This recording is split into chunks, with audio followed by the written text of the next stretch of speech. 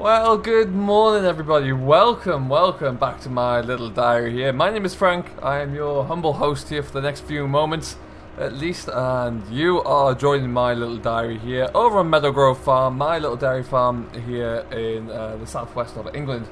Hope you're all doing very well today. As you can see, it's nice and early and I'm attacking the day here. We're putting some fertilizer down into some grass that's actually really starting to kick on and grow quite nicely. But it does need just that extra little boost. I'm hoping in about 3 weeks, if the weather sticks with me at least, that I could get on and get another cut of silage off here. But that's being ambitious because I want to get the first cut off these fields down here, and then we'll see what we can do. So at the moment, yeah, we're busy. We're pushing on. It's super early in the morning. We've been up. The cattle have been fed long ago, and we're trying to get on and get going. Looks like we've got a little patch of snow there still, refusing to melt away.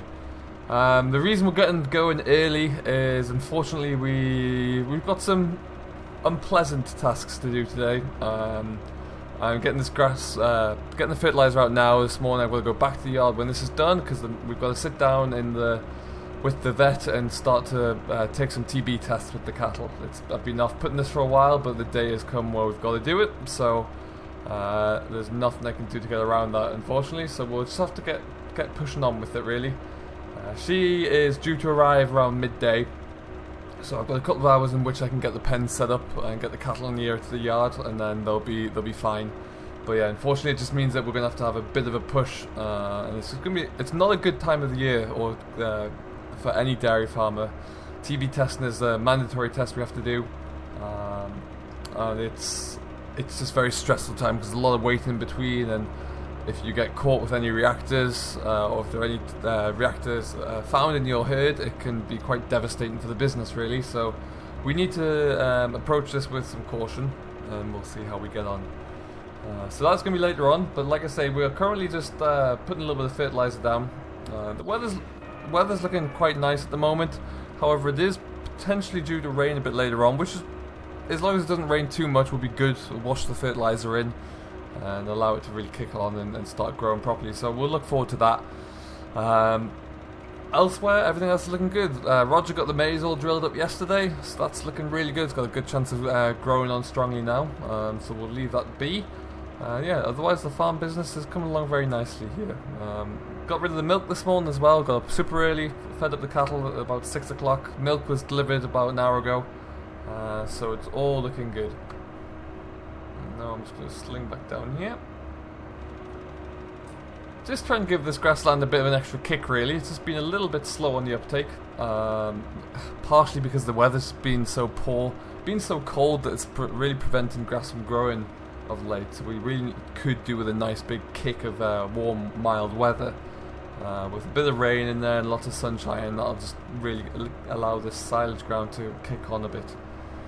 Speaking of silage, you may have seen I jumped over recently to go and see a good friend of mine in Ireland. Took a few days holiday. Went over to see Eddie on Ballincraig, and we helped him out with a bit of silage he had to do. So if you haven't seen that, I'll put a link in the description. You must go and check it out. And he's got a lovely little operation there. He's trying to restore a farm back up to its glory, really. So that's definitely worth checking in on. But we are about to finish this field. And so there's another grass field just over the road there we'll just pop into. As you can see, we're kind of we're in the farthest field away from the yard, really. Just up from the sheep yard now, which is why we still own these fields. There's a little block of grassland down here, really, we still hold on to. Okay, let's get this gate open. This is just a small little field, really. In terms of spreading fertilizer on, this won't take too long at all. But it's something else we need to do. We need as much grassland as we can get, really. Given the current climate and the weather conditions we have all across the country, I can foresee that there's going to be a lot of issues with forage and fodder in the coming months. If we get a wet summer, it's really going to hammer us because there's not much grass growing at the moment, which is all just really impact the amount we have. And if it rains on top of that, then there's an increased chance that we might just not even be able to harvest it all anyway. So I hope we don't get to that stage. You never know, it might occur, but I severely hope it doesn't.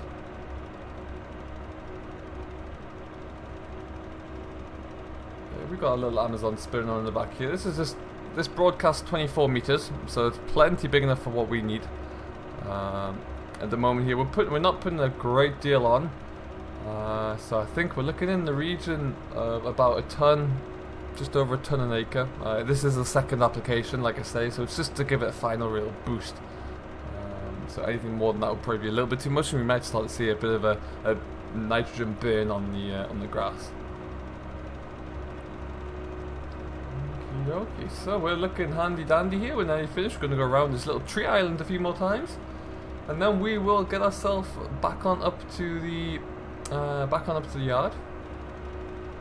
Yeah, we'll just kind of run through what the rest of the proceedings for the day will look like, and hopefully nothing too bad.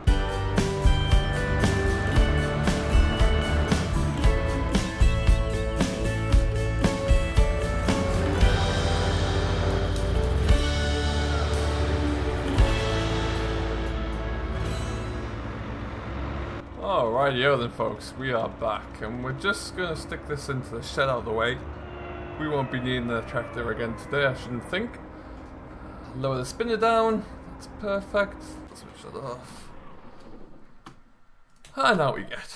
So, first thing we're going to do is actually go back into the tractor and turn the light off. Always leave that beacon on. Alright, perfect. Okay, so what we need to do at the moment, the cattle are still out in the nearby paddocks, they're still doing their thing. I should really clean the trough out, but we might leave that for now. We need to make this into a bit more of a friendly place for handling livestock. So we have a few different gates and pen systems, so we're going to block a lot of this off here.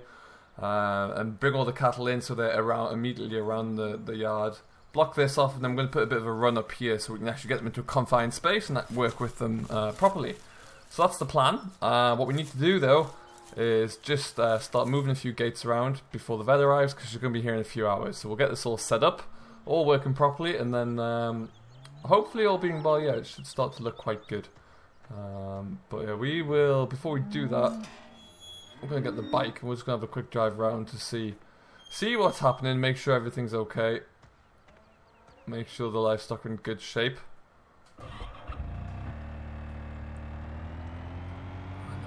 Go. I haven't been out to see them yet this morning, because if I go out on the bike too often in the day they get a bit upset, so I like to just go out once a day, so I thought I'd leave it this morning till a little bit later on.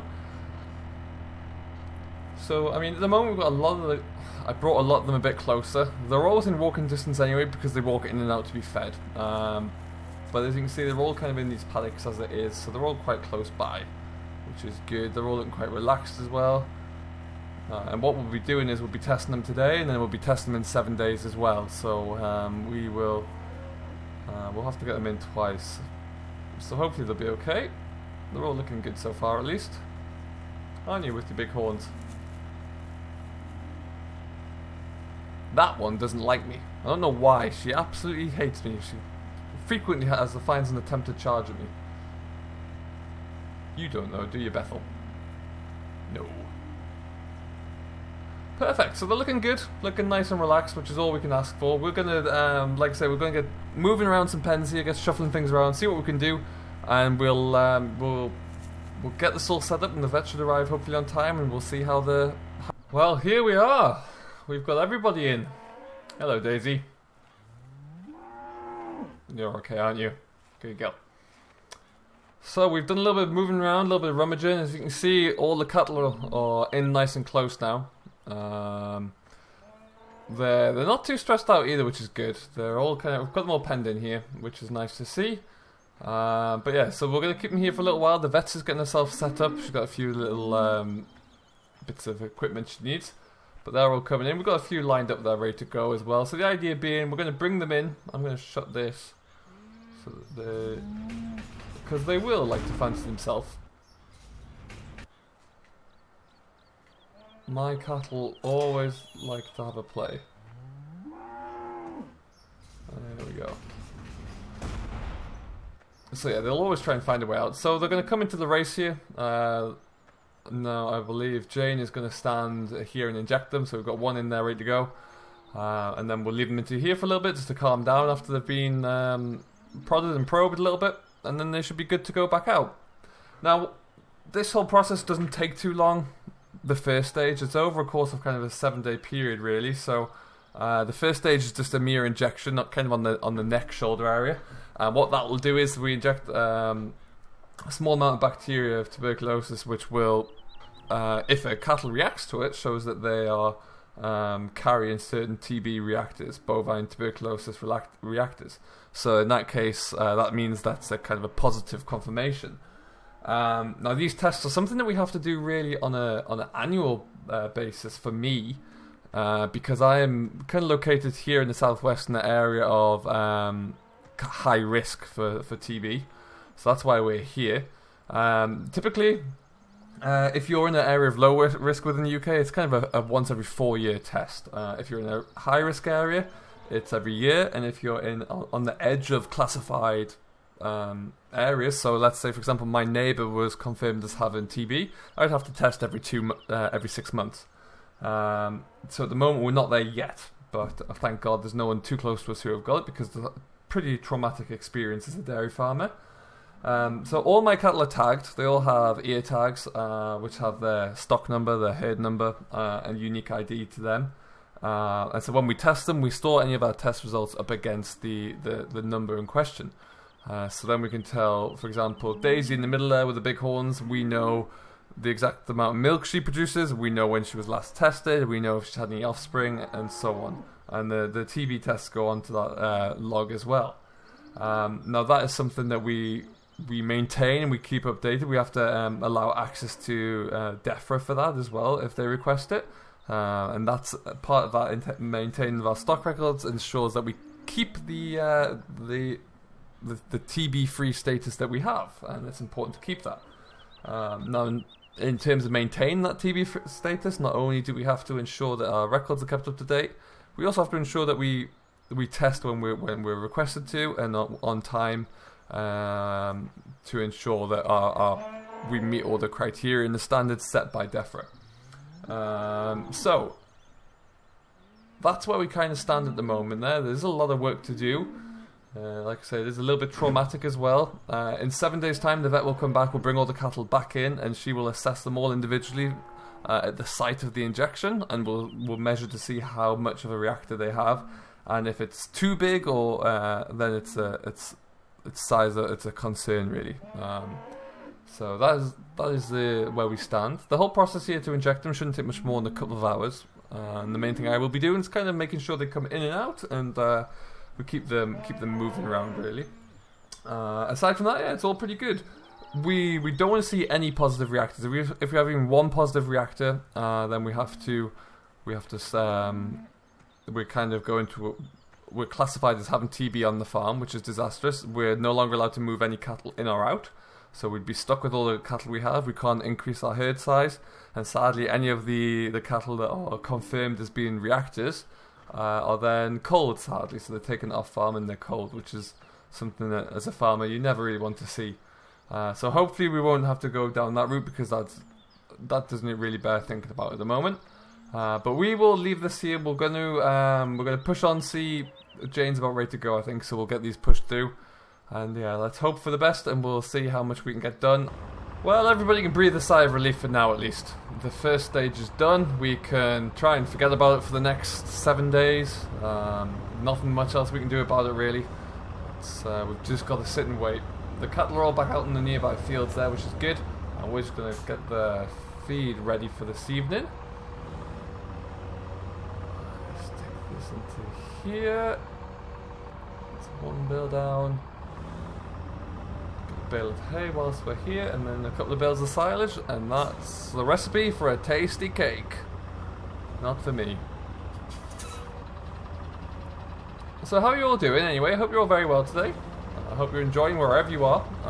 Thank you very much for all those who are watching and who are joining the family. Welcome along. Now we are all being well. Over the coming few weeks we should hopefully be starting with some of the silage ground that's ready a little sooner than the rest of it. Now we might be getting our friend Eddie to come and help with that as well. It's to be arranged at the moment, I think is the best way to put it. See if we can free up some time, but that'd be great if we can get them in and come and help us out here. Otherwise it's a long, slow one-man job at the moment. take those 2 bales there, like so. Lovely stuff. We're running out of silage bales as well. We need to find some more of those, I think. So yeah, we've got lots to do coming up on the farm here, and I'm sure we'll squeeze it all in. It's just a case of trying to get everything up and working. There are certain things like today that you just can't avoid or steer around in any way, shape or form, and I accept that. That's fine. Perfect, there we go. And then what I might just do is scrape. Well, I might just do as well as scrape up this yard here a little bit before I go and put any more fresh silage down there. I think I should just go and remove all the old stuff they've clearly neglected and refused to eat.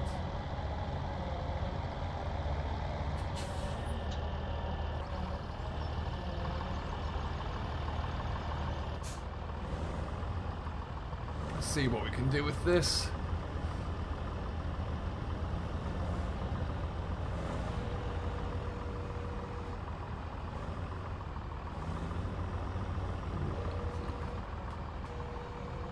Alrighty then, so we'll just get this scraped out here and then we'll come in with the diet feeder and yeah, see if we can get this all tidied up a little bit better. Okay, with all that hallway cleared out, we can, as long as we just scrape past the edge of the building, we'll reverse this out of the way, and I've got certainly enough room in there now just to come in with the feeder and make sure everything looks nice and tidy. So we'll bring this down. Done with the John Deere for the rest of the day.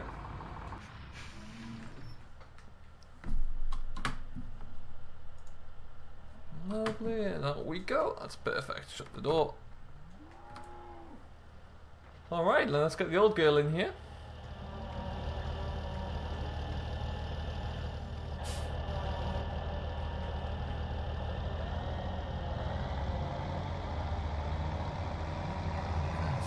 Still can't see a great deal. At some point we're going to have to shift that old trailer out of the way. It's nothing but a nuisance in here, really.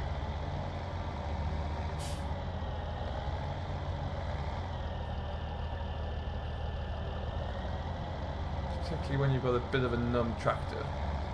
Never helps much.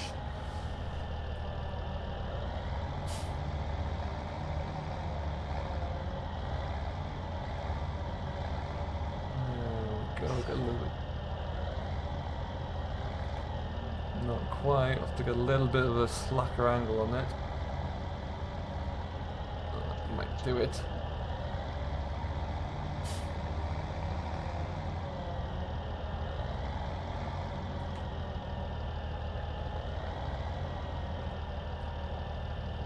Trying not to turn too tight here.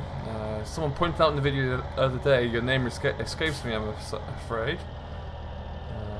But yeah, you are very right, need to make sure that we don't turn too tight whilst we've got the diet feeder engaged. And I have gone through quite a large number of shear bolts. You're very right. There we go. Ooh, clip the curb a bit there. Curb of the feeding trough at least.